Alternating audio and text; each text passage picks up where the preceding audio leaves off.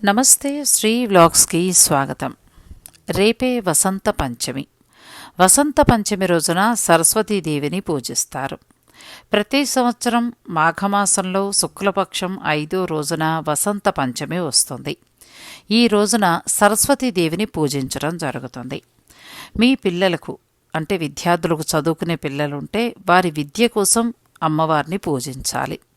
అలాగే ఏ పనిలో అయినా ఆటంకాలు వచ్చి మనశ్శాంతి లేకుండా ఆ పనులు ముందుకు సాగకుండా ఇబ్బంది పడుతూ ఉన్నట్లయితే రేపు అమ్మవారిని ధ్యానిస్తే తప్పకుండా మీకు శుభం కలుగుతుంది.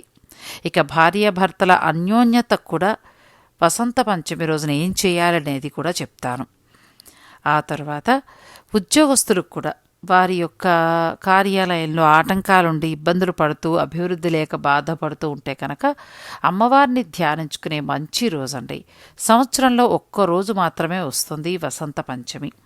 మరి వసంత పంచమి రోజున అమ్మవారికి ఏ నైవేద్యాలు సమర్పించాలి, ఎలా పూజ చేసుకోవాలి, ఆ వివరాలన్నీ కూడా మనం ఈ వీడియోలో తెలుసుకుందాం. ముందుగా వసంత పంచమి రోజున ఎటువంటి రంగు వస్త్రాలు ధరించాలనేది కూడా చెప్తాను. ఎందుకు అలా ఒకే రంగు అంటే ఇప్పుడు మనం ఒక రంగు చెప్తున్నాం, ఆ రంగునే ఎందుకు ధరించాలనే దానికి కూడా పురాణాలలో చెప్పబడింది. వసంత పంచమి రోజున అమ్మవారికి పెట్టే నైవేద్యాలు విషయం పక్కన పెడితే ముందుగా ఏంటంటే వస్త్రం విషయం కొద్దాం. ఈరోజు పసుపు రంగు వస్తువులు అంటే పసుపు రంగు దుస్తుల్ని ధరించి పూజ చేయాలి. జ్ఞానం ఏకాగ్రతను ప్రసాదించమని కోరుకుంటూ చదువుల తల్లి సరస్వతిని పూజించాలి. ఫిబ్రవరి 14 రేపే వసంత పంచమి వస్తోంది. ఏటా మాఘమాసం శుక్లపక్షం 5వ రోజున మనం వసంత పంచమిని జరుపుకుంటాం. ఈ రోజున సరస్వతి దేవిని పూజిస్తాం. ఈరోజు పసుపు రంగు దుస్తులు ధరించి పూజ చేసుకోవాలి. అమ్మవారికి సమర్పించే వస్త్రాల దగ్గర నుంచి అమ్మవారికి సమర్పించే నైవేద్యం వరకు కూడా అన్నీ పసుపు రంగులోనే ఉండాలి. పూజకు పసుపు రంగు పువ్వుల్ని కూడా ఉపయోగించాలి. అయితే వసంత పంచమికి పసుపు రంగు వస్త్రాలే ఎందుకు ధరించాలి అనేది చాలామందికి తెలియదు. అలా ఎందుకు ధరించాలంటే పసుపు సాధారణంగానే మనకి శుభసూచకానికి వాడుతూ ఉంటాం. ఎటువంటి శుభకార్యమైనా సరే ముందు పసుపుతోనే ప్రారంభిస్తాం. జ్యోతిష శాస్త్రం ప్రకారం చూసుకున్నా కూడా పసుపు రంగు ఆనందం, శాంతి, శ్రేయస్సు, సంతోషానికి సూచికగా భావిస్తారు. వసంత పంచమి రోజున భూమి మీద పడే సూర్యుడి సూర్యకిరణాలు పసుపు రంగులోకి వస్తాయి. పసుపు రంగు ఆత్మవిశ్వాసాన్ని పెంచుతుంది. వసంత ఋతువు సూచికంగా కూడా పసుపు ఉంటుంది. ఇది మనలో శక్తి, ఉత్సాహానికి ప్రతీకగా ఉంటుంది. వసంత ఋతువులో చలి తగ్గి ఎండలు మొదలవుతాయి. ఈ సమయంలో పంట పొలాల్లో వేసిన ఆవాల పువ్వులు వికసిస్తాయి. ఈ పువ్వుల రంగులేంటి? పసుపు. మీరు అరకుకు వెడితే ఈ పువ్వుల యొక్క సోయగాన్ని చూడొచ్చు. ఇక చెట్లకైతే కొత్త కొత్త ఆకులు కనిపిస్తాయి. వసంతకాలంలో మీరు ఎక్కడ చూసినా కూడా పసుపు రంగే కనిపిస్తుంది. జ్యోతిష శాస్త్రంలో పసుపు దేవగురువు బృహస్పతితో సంబంధం కలిగి ఉంటుంది. అందుకే గురువారం రోజున దక్షిణామూర్తి యొక్క ఆరాధన చేస్తే పసుపు ధరించమని చెప్తూ ఉంటారు. అంటే బృహస్పతికి మనం గురువు యొక్క అనుగ్రహం ఉంటే ఉద్యోగ, వ్యాపార, చదువు అన్ని విషయాల్లో కూడా ముందుకు వెళ్ళగలుగుతాం.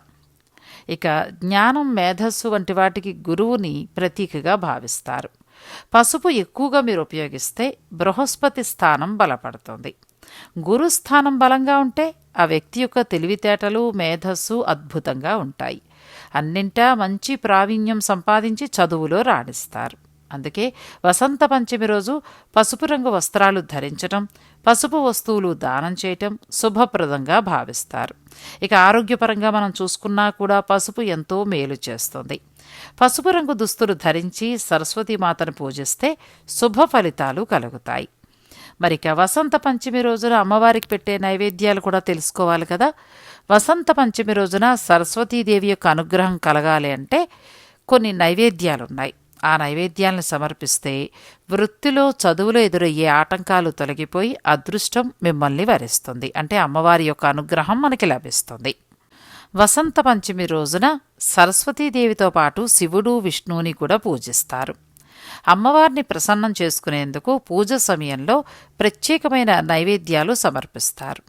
అలా అమ్మవారికి నైవేద్యం సమర్పించి పసుపు రంగులతోటి, అంటే పసుపు రంగు పువ్వులు లేదంటే పసుపు రంగు పువ్వులతో ఉన్న చామంతి పువ్వులు లాంటి మాలలు వంటివి అమ్మవారికి అలంకరించి ఈ నైవేద్యాలతో పాటు మీరు పసుపు రంగు దుస్తులు ధరించి నమస్కరించుకుంటే ప్రతి విషయంలో కూడా మంచి జరుగుతుంది. సరస్వతీదేవి యొక్క అనుగ్రహం లభించిందనుకోండి, జ్ఞానం వాక్కుకి సంబంధించిన లోపాలు తొలగిపోతాయి. వసంత పంచమి రోజున ముఖ్యంగా పసుపు రంగుకి అధిక ప్రాముఖ్యతనిస్తారు. మనమంటే తక్కువ కానీ నార్త్ వైపుకు చూసుకుంటే ఈ రోజున శనగపిండితోటి లడ్డూలు చేసి అమ్మవారికి సమర్పిస్తారు. మరి పసుపు రంగు కదా, నెయ్యి వేసి శనగపిండితోటి లడ్డు చేసి అమ్మవారికి సమర్పిస్తారు.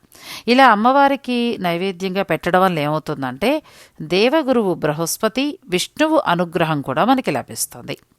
తర్వాత స్వీట్ బూందీ, ఇవన్నీ కూడా నార్త్ వారు పాటించి మంచి ఫలితాల్ని పొందుతూ ఉంటారు.